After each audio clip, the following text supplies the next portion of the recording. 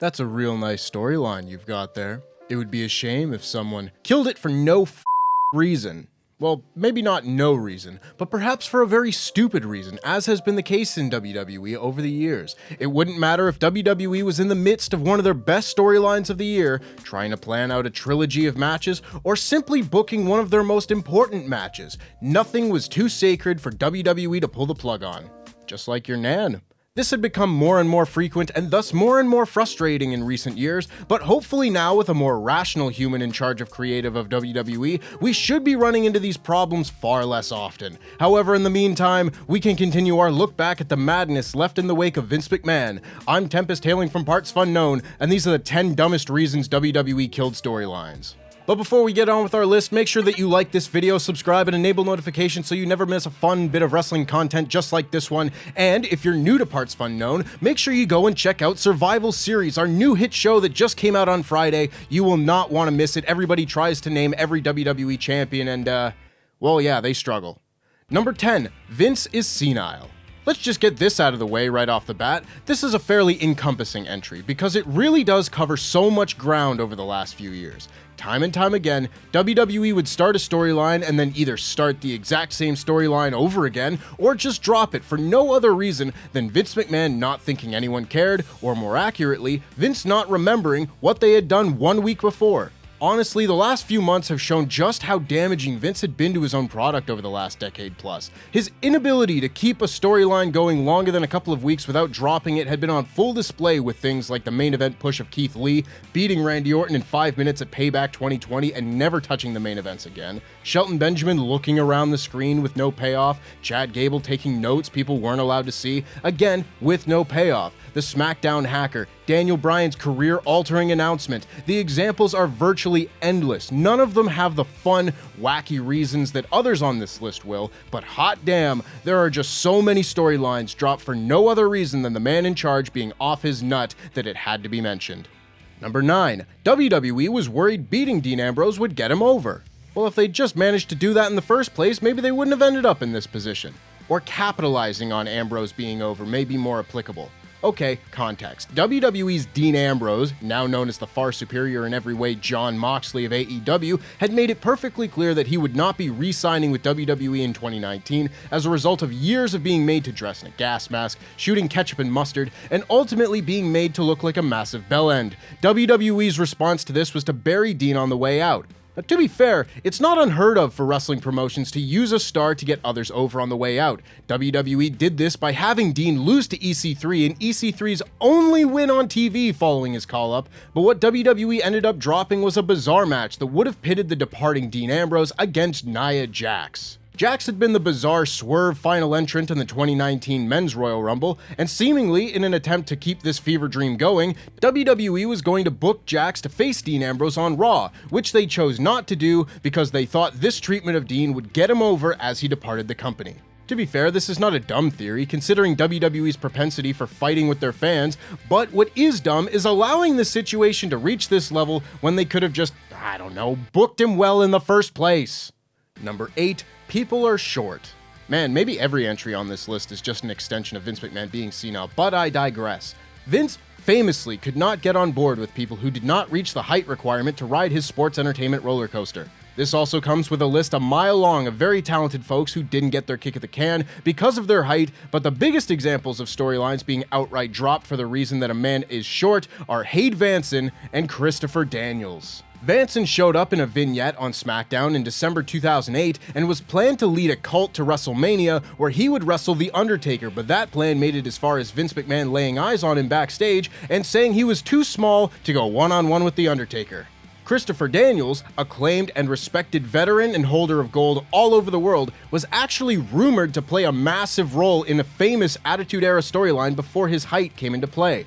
Daniels was rumored to be The Undertaker's higher power. "It's me, Austin." Yeah, that bit, that could have been Daniels. The idea never made it to Daniels himself, but he has said he's heard it and didn't think it would work out because he was short. Maybe he knows best. Number 7. Vince Russo spoils the finish.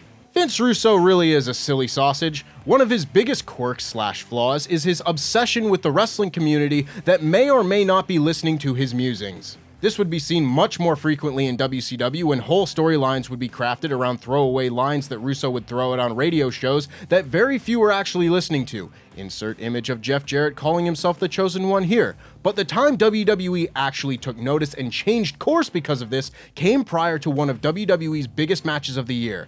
Possibly unknown to some, Bret Hart was meant to win the 1997 Royal Rumble match. Vince Russo knew this, and when asked to give a prediction on WWF Livewire, he said it was obvious that Bret Hart was going to win. Vince McMahon was in the room at the time, turned red over his lead writer saying it was obvious who was going to win one of the most highly anticipated and unpredictable matches of the year, and changed the result of the match. Instead, Steve Austin won his first of 3 Royal Rumble matches, taking advantage of a referee distraction to last eliminate Bret to win the match. Bret could have won his second Royal Rumble match, but because Vince Russo had to feel like the smartest man in the room, he didn't do it.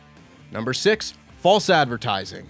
WWE's favorite phrase for the longest time was card subject to change. Much like there being a laundry list of people whose storylines and careers were altered by being short, there is also a litany of stories canceled for the sake of false advertising. The best example of this came just prior to the 2019 Royal Rumble event. WWE had booked out the Chase Field in Phoenix, Arizona, which is a big building that they wanted to sell tickets for.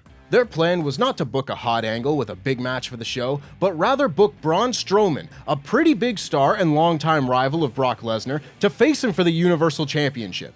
In theory, this would seem like a good idea, but the problem then lies in the fact that WWE never intended on putting this match on. They shot the angle and booked the match to sell tickets, but instead of putting the match on, Braun Strowman flipped Vince McMahon's car in a fit of rage and got himself kayfabe suspended, resulting in the very talented but less pushed Finn Balor becoming the #1 contender. WWE has never come back around to the Brock Lesnar-Braun Strowman match, meaning the whole storyline was dropped solely to false advertise to the people in Phoenix. Sorry if you wanted to see that match, I guess.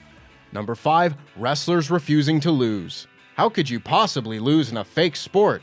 The culture of wrestling has evolved a lot over the years, and the mantra of protecting one's spot by refusing to lose matches seems to have gone by the wayside. In the days of yesteryear, however, a way different story, resulting in tons of storylines having to be dropped because someone simply could not bear the thought of losing a match. Honky Tonk Man famously refused to lose the Intercontinental Championship to Randy Savage in 1988, which resulted in the $1 Million Man Ted DiBiase's WWE Championship storyline being dropped in favor of Randy Savage being coronated as WWE Champion at WrestleMania 4. The biggest perpetrator of this, of course, being Grandpa Terry himself, Hulk Hogan. There are loads of stories that either got canned or never got off the ground because it simply didn't work for him, brother. His SummerSlam 93 match with Bret Hart never happened because Hogan wouldn't consider losing to the Hitman, but even more prominently than that was Hogan's rivalry with Shawn Michaels that main evented SummerSlam 05. They were meant to have a trilogy of matches, but that trilogy quickly became a solo-ilogy when Hogan said he wouldn't put Shawn over, and thus Shawn sabotaged their match with his electrocuted fish selling at SummerSlam, but the storyline itself was dropped. Number 4, We Are the Authority. Has there ever been a more fraudulent statement than "We are the authority"? The McMahon's ploy to make us all forget just how bad things had been on Raw in late 2018 was just telling us that we were the authority. What does that mean? Are we booking the matches? Because we sure as weren't booking Baron Corbin in main event matches every week. Speaking of Baron Corbin, he and all the other kayfabe authority figures at the time were relieved of their duties because of that statement. Baron was the constable of Raw, while Alexa Bliss was entering into a managerial role on the Red brand as well, and Paige was the general manager of SmackDown. All of these folks were part of the weekly stories of Raw and SmackDown, but once the McMahons laid down the law of the land, every managerial story WWE had going for them was dropped instantly. Don't get me wrong, I don't need a myriad of people running my wrestling show, much less people like Corbin who will book themselves into heatless matches that ruin the narrative flow of the show, but I would like it if the end of this story wouldn't be so hollow. Number 3, friends have a hug. Why can't we be friends? I think we can be friends. We should probably be friends.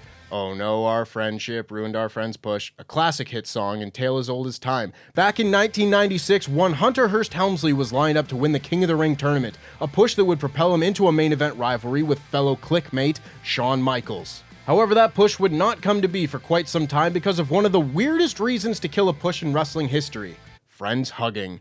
Okay, that's an oversimplification. As Diesel and Razor Ramon were set to leave WWE, they joined Shawn Michaels and Triple H in a big group hug at Madison Square Garden, exposing kayfabe to a crowd of people who absolutely knew wrestling was fake, with heels and babyfaces intermingling like never before. Triple H was the lone fellow able to be punished for this display, as Shawn was the champion and Hall and Nash were leaving the company. This punishment meant the loss of his King of the Ring-led push, which instead went to Steve Austin, which caused the Austin 316 promo, so all's well that ends well, I guess. The biggest star in the business's most iconic promo, all because of a hug. How wholesome.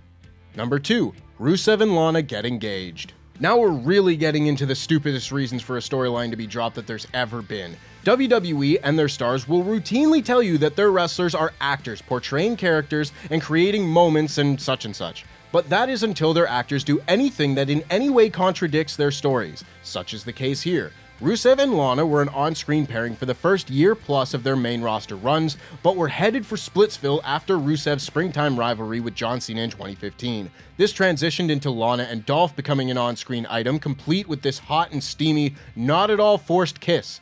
Ooh la la.